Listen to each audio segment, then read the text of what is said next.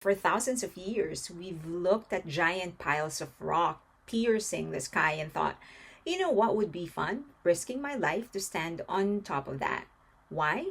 Not because there's treasure, not because the Wi Fi signal is better up there, but simply because it's there. In fact, as of December 2024, approximately 7,120 people have successfully reached the summit of Mount Everest. But there are also hundreds who have never made it down.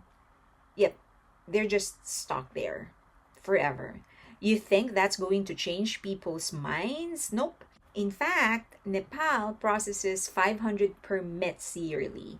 Mount Kailash, however, is believed to have been Lord Shiva's sacred space of meditation.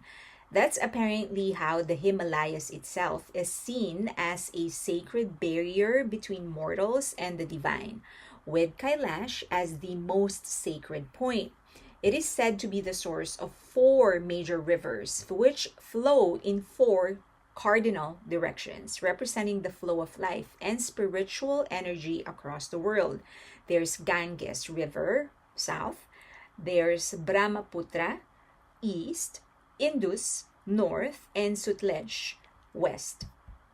This symbolizes life giving energy radiating from the mountain, reinforcing its role as the center of creation. I know. Many of you prefer to actually see something before you believe it. So many of you are probably going to just brush aside this information.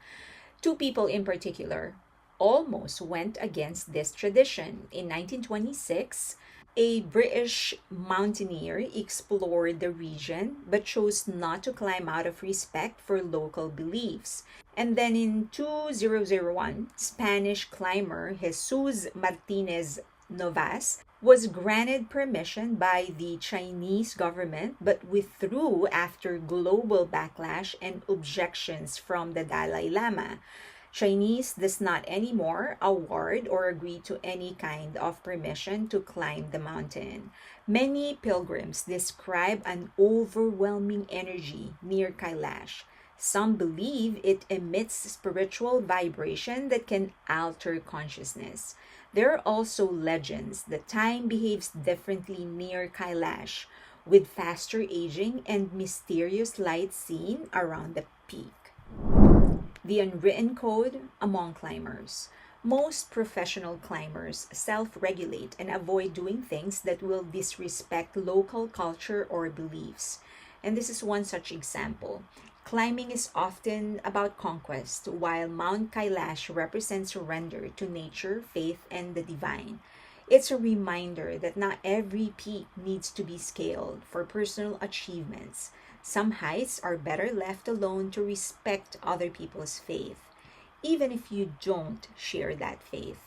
Kailash's untouched peak is seen as the crown of creation, untouched by human conquest, emphasizing spiritual purity.